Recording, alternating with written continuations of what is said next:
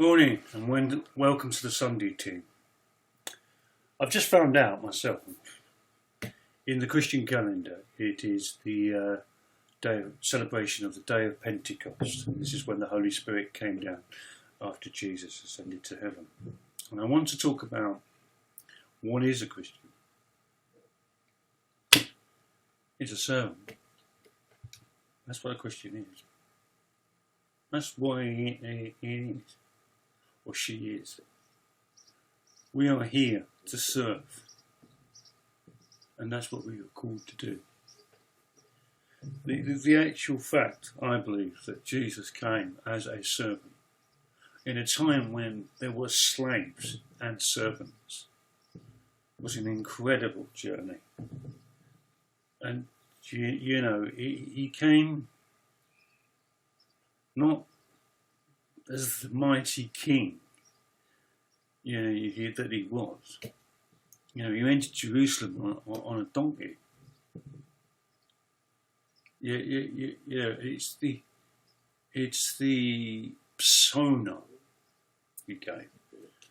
I know people who can talk with authority, and I mean proper authority, and they don't shout and scream.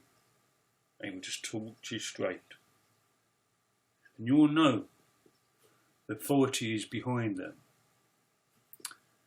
And, we live in a society that has a lot of people screaming and shouting, follow me, or else.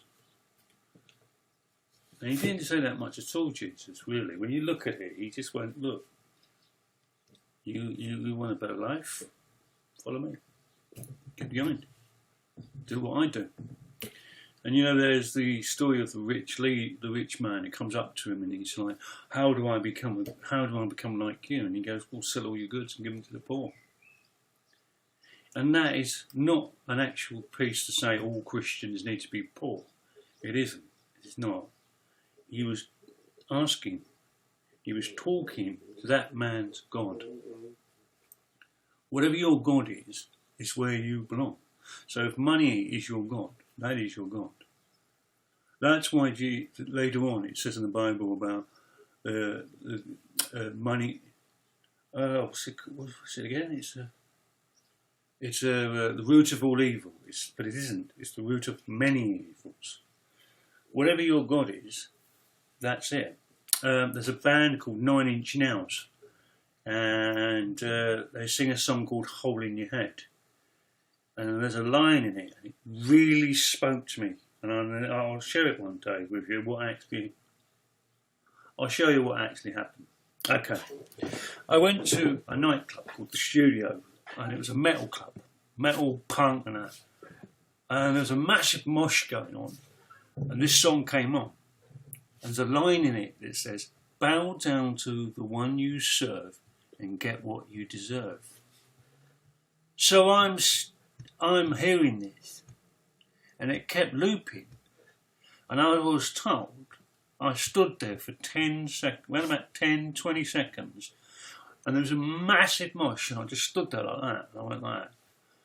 Because what actually happened, the entire club, everybody in the club disappeared, and it was just me, and those words, and it seemed ages. Bow down to the one you serve and get what you deserve. And it was an almighty revelation to me. And I just walked out, and my mate said, you just walked out. And he walked off. But right feet away, there was people moshing. The club was going crazy. It is. And it's true. What you serve is what you're going to take you down. So this is what Jesus was speaking about. If you serve wealth, that's where you're going. That's going to be here. But he said, I'm not like that. I've come to serve the people. And it talks about it in Psalm 82, and it's a very, very poignant psalm to me. And it's what I base my faith on. And it says, defend the widows, uphold the, keep justice for the poor. And it's just It's a beautiful song, and it doesn't talk about having a big church. It doesn't talk about having a private jet. It simply just talks about it. I'll find it for you. And it's a brilliant one. And I truly live by this, and I truly do.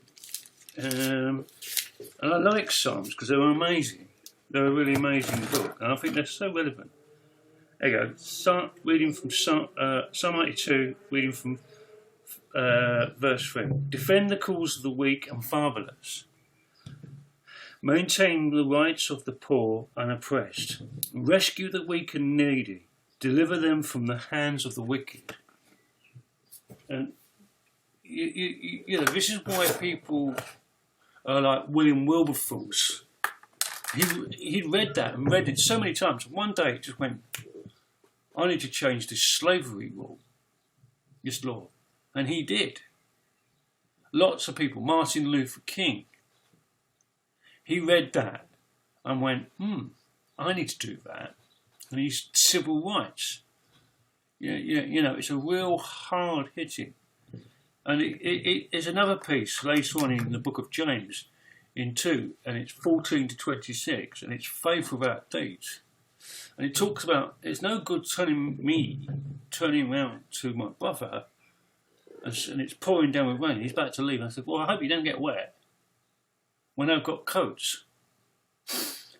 I for many years couldn't work out why people had so many shoes and coats and things like that. You need one, can you wear one? Well, I've got several. I've got several coats, and it's you know, and it's true. It's true. You know, none of this is going to get you anywhere. It's what's inside. That's what's going to get you. That's what it is. It's where's your heart. And this is what a Christian is supposed to be. This is what we're called to do. We're called here to be servants, to help you, to reach out and say, look, okay, that's not fair. I'm not having that. And, you know, come on. You know, I mean, God hates. I mean, I have problems with bullies. I really do. I'm a victim of bullies and that. And it really does smash you up. You know, it's part of why I fight for justice and things like that. I'm sort of slowing down on it now and coming away from a lot of the political stuff. But there's certain things I will never ever stop fighting for. I will never stop fighting racism. Is going to be something I will always fight, and I'll always stand up. I have friends of mine from Iran and around the world. I've met refugees, and it's just incredible. You know,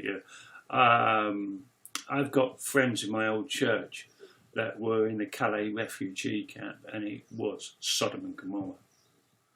They paid $6,000 to get a lorry from Iran to Calais, just because they become Christian. That is it. If in Iran, if you leave the Muslim faith into any other faith, it's a death sentence. Men and women, no. It's brutal. It's brutal. They see it as a total, I don't think there's any repentance for it at all as well. I don't think so.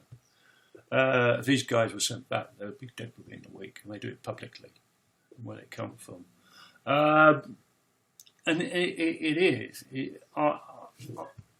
And this is the other thing that I believe I'm called to do. I'm here to represent God. I don't have to. He doesn't need anyone to do it.